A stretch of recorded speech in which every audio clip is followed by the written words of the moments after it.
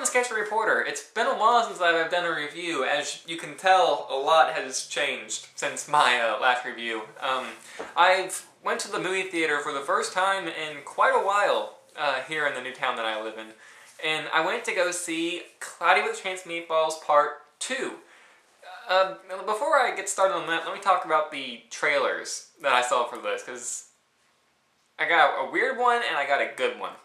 The weird one is about a Disney movie coming out called Frozen. There's not a lot to say about this one. It's from people who did Wreck-It Ralph and Tangled, both movies that I gave really good reviews to whenever they first came out. But this one looks very, very odd. It's kind of like, it's about the snowman that's trying to bring summer back to this town that was frozen by this one girl's sister. Kind of odd. I don't really know where that one's going to go. I want to see it just basically to see how much it's going to bomb, because I can't imagine that one being all that great. But I've been surprised in the past. I didn't really think Wreck-It Ralph was going to be that good either, but... and the other one was Lego the Movie. Yeah, it took them till 2014 to make Lego the Movie. Now, Lego's done a lot of films in the past. They did the DC Universe one, they had the Star Wars ones. But this actually looks really, really cool. Beginning to end, the trailer was hysterical, and it has all your favorite Lego characters in it, like the Ninja Turtles, Batman, the police officers, like any kit that you've ever built as a kid seems to be in this. And it actually looks really, really fun and really cool. I don't know if it's going to be a straight-to-DVD. I doubt it, considering it was a theatrical trailer, but I definitely want to be first in line for that one. That one looks really, really cool. Now, into Cloudy with Chance Meatballs, Part 2. My thoughts on the first one, definitely in my top 10 favorite films of all time. You might think I'm a kid for saying that. If you have not seen it, watch it. It's literally one of the funniest animated films I've ever seen in my life, and I stand by that. Sony Animation always has seemed to impress me with that kind of thing. Their humor is very physical and cartoony. And that's usually a good thing. When it comes to animation, it's gotten to the point where it's gotten too realistic and standard. Whenever you're going to do animation, do like Tex Avery style, like Looney Tunes or something.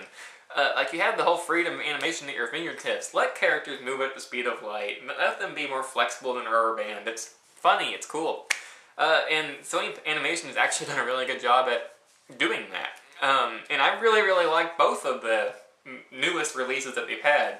I really, really adore Cloudy with Chance Meatballs Part 1, and I really, really liked Hotel Transylvania. Both Sony Animation films, and they were both hysterical and awesome. What are my thoughts on the second one? It's good, but not as good as the original. It's hard to explain exactly why.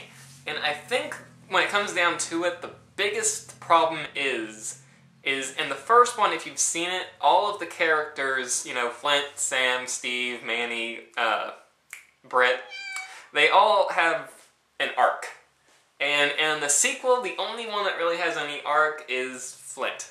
Because when it comes down to it, Sam doesn't really contribute anything, Brent really doesn't contribute anything, Manny doesn't do anything, which is a really big disappointment. They let Steve the monkey have his moment, which is good, because Steve was always my favorite. But it's really, really interesting as a sequel, because it is successful as a sequel, because it does exactly everything that a sequel should do. It takes place immediately after the first film, and it has a lot of callbacks. And anybody who's watched my other videos knows I'm a sucker for callbacks. Anything that they can do to link the two films together is always fun, whether it be bringing back a character from the past or bringing back a joke. It's a successful joke, mind you. If it's a bad joke, then what's the point? And that's kind of one of the other problems with this one. Humor, while it was the same kind of as the first one, it was a little bit more risque. Now, I usually don't have a problem with being risque, but like, it's one of those things where it's just kind of like, you're watching it and you're just, how did they get away with that? And I guess it's one of the reasons, the answer to that question is it's Sony Animation, which means they don't have to have Disney's permission to do something risque. They don't have to have Nickelodeon's permission or Paramount. Well, no, Paramount, because it's a Columbus film. But whatever. But it's one of those things where it is kind of, you'll know the shots if you watch the movie. There are certain parts where it's just kind of like, really? But if you're gonna see this movie for any reason in particular, it's for the creativeness.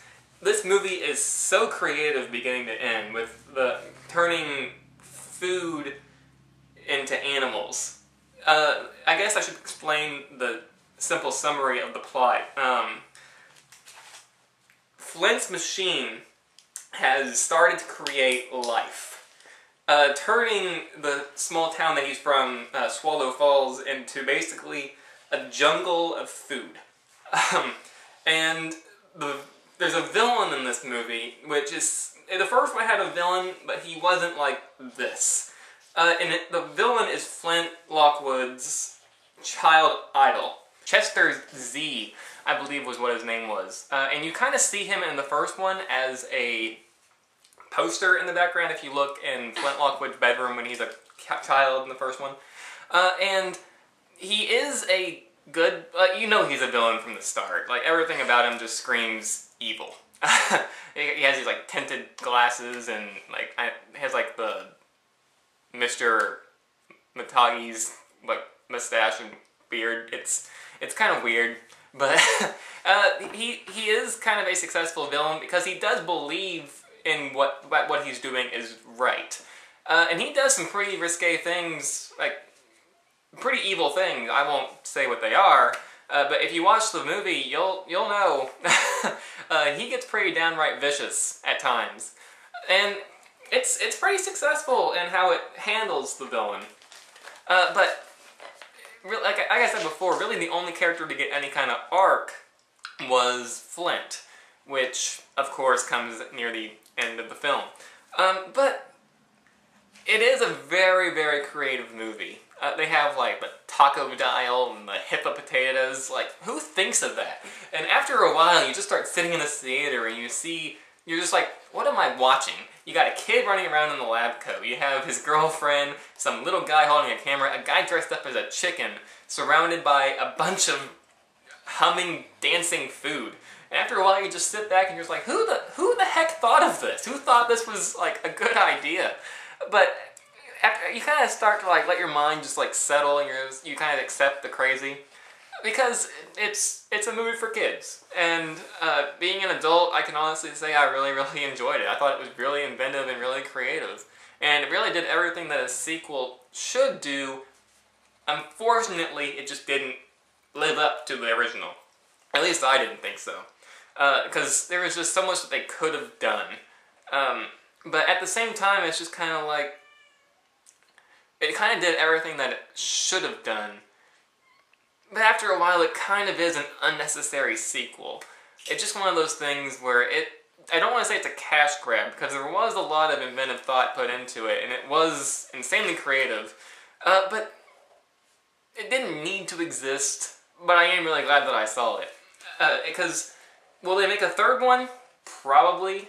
What would they do with it? I honestly have no idea.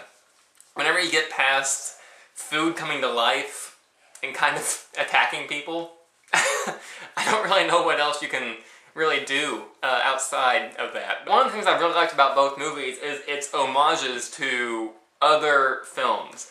Flavor Chain's Meatballs 1 and 2 are definitely sci-fi oriented. And it's really, really cool, because in the first one, it had a lot of references to like 2001: A Space Odyssey. It had references to Alien. And in the second one, it had references to like Jurassic Park and Jaws. And it was actually really, really cool how they're able to do that. Only the right crowd will understand it. And that's, in a lot of ways, it's kind of a strength. It's pretty cool whenever you can watch a movie made in 2013, you can just like, they took that movie right off of that movie that was made in 77. Just kind of cool whenever films are able to do that. But I really, really enjoyed it. Would I see it again? Definitely. Is it worth full price admission? If you like the first one, you might be disappointed. But it is really, really entertaining and just insanely creative. I've said that a lot, but it really, really is. And if you're going to see it for anything, see it just for the simple amazement of the animation. And all of Sony Animation's works. It's just so incredible to me how they're able to make everything so bright, colorful, lively. Like everywhere you look, something is moving, something is being interacted with. And it's just, I can't even imagine the stress that goes on in the office. Them just trying to make everything look alive, colorful, bright. And it's just fun. Both films, every film Sony Animation has done so far has just been pure fun. I have not seen Arthur Christmas. I think that's like the only one I haven't really seen. But I've heard good things. But I won't get into another review. But definitely go see it. If you don't want to pay admission for it, wait for it to come out on Netflix or Redbox. It is probably worth a rental, definitely. And it's one of those films where it's just like you have to kind of sit back and you're just like, I'm here for the ride. You can't really take movies like Hollywood Chance Meatballs too seriously. So I guess that's kind of me wrapping it up. If you want me to give it a score, I think I'm going to give it like a 7 out of 10. The original, 10 out of 10. If you haven't seen the original, go out, find it now, watch it, buy it, worth every penny. The second one, wait for it to come out on DVD, rental. It's really, really not...